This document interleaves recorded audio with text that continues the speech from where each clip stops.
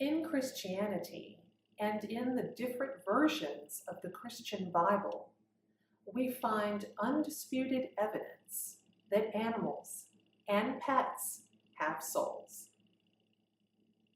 These are my dogs. This is Barkley, he's a Cairn Terrier, and this is Lucy, she's a Papillon. Ecclesiastes 3:19.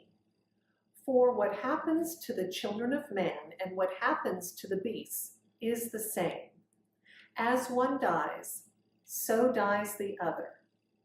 They all have the same breath, and man has no advantage over the beast. All is vanity. Luke 3:6. All flesh shall see the salvation of God. Well, you can't get any clearer than that.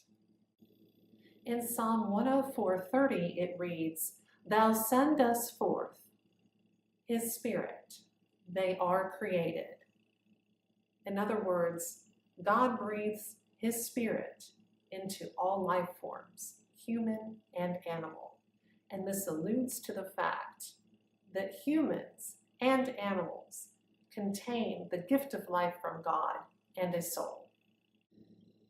In Genesis 2:7, it asserts, Man hath no preeminence over the beasts. He has reason and speech, which a beast has not. Reason and speech are gifts of God. Later in Genesis, it reads, Yea, in some things, a beast has the preeminence of a man. At least some have in strength, agility, quickness of senses, etc. Modern science has actually proven that some animals and living creatures do indeed have speech. Humpback whales have their own language. The Bible tells us that God's mercies are for every living creature. In Psalms it reads, He hateth nothing that He hath created. In the American Standard Bible, under Colossians 1:20, it reads, Jesus reconciled all living creatures unto Himself. In Matthew 10:29 it reads, Are not 2 sparrows sold for a penny, and one of them shall not fall to the ground without the Father?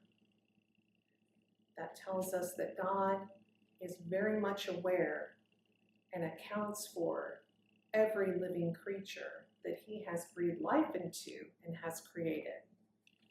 Luke 12:6. Are not 5 sparrows sold for 2 pennies, yet not one of them is forsaken by God? In the Bible, under Job's response to Zophar, it reads, But now ask the beasts, let them teach you,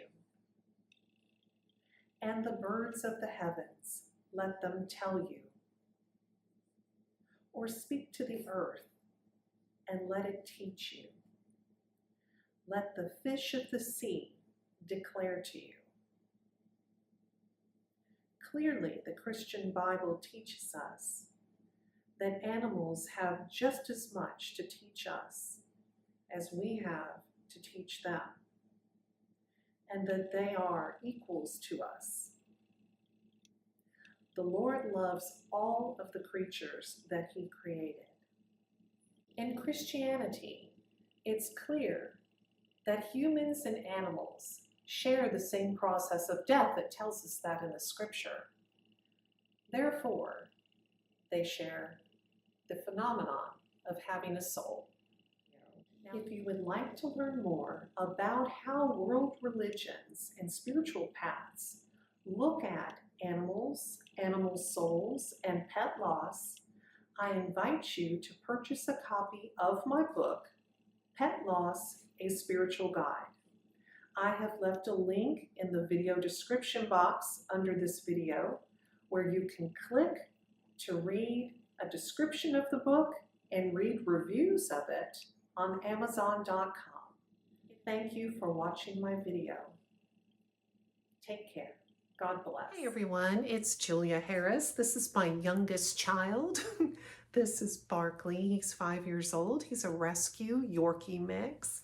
I would like to quickly tell you that Pet Loss: A Spiritual Guide was first published in 1997 by Llewellyn Worldwide out of Minnesota.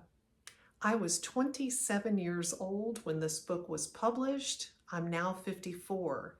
For 28 years, Pet Loss: A Spiritual Guide has helped thousands of families and pet parents. So it has now been published through Amazon, and you can get both the Kindle version and the paperback version. I have left links to both in the video description box under this video.